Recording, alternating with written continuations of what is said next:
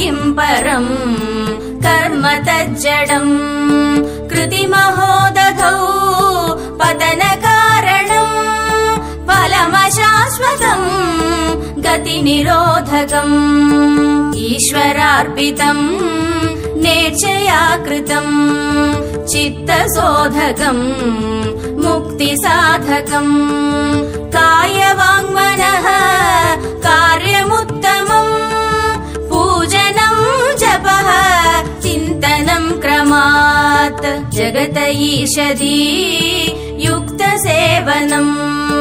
अष्टमूर्तिभृत् देवपूजनम्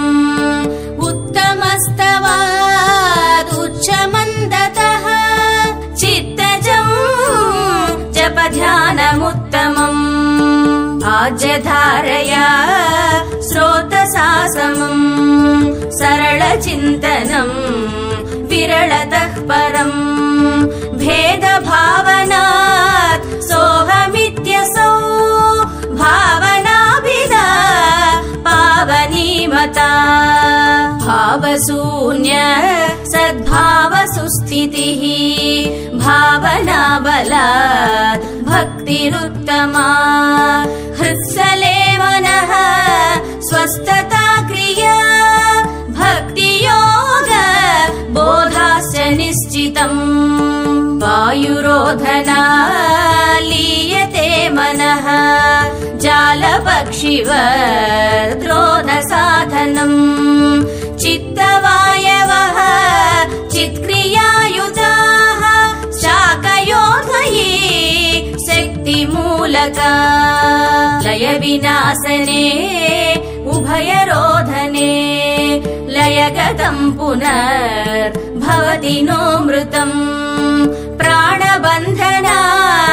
लीनमानसम् एकचिन्तना नासमेत्यदः नष्टमानसोत्कृष्टयोगिनः कृत्यमस्ति किम्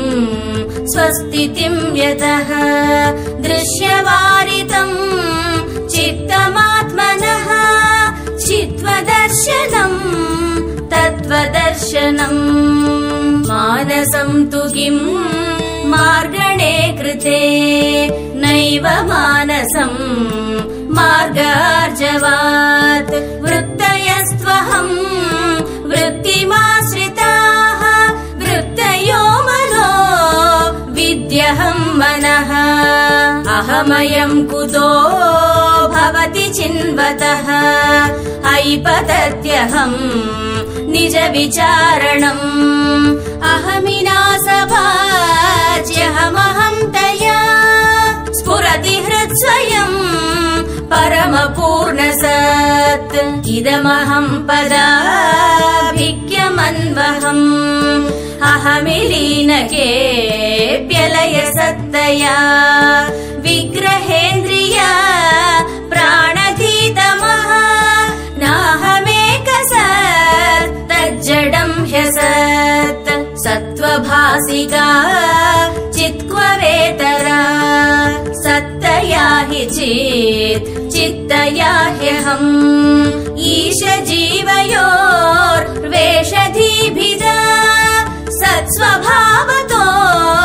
वस्तु केवलम् वेषहानतः स्वात्मदर्शनम् ईशदर्शनम् स्वात्मरूपतः आत्मसंस्थितिः स्वात्मदर्शनम् आत्मनिर्द्वयात् आत्मनिष्ठता ज्ञानवर्जित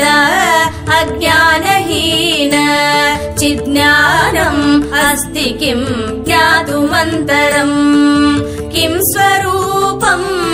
इत्यात्मदर्शने अव्यया भवा पूर्णचित्सुखम् बन्धमुक्त्यतीतम् परम् सुखम् विन्दतीह जीवस्तु दैविकः अहमपेदकम् निज विभानकम् महदिदम् तपो रमणवागियम् अहमपेदकम् निज विभानकम्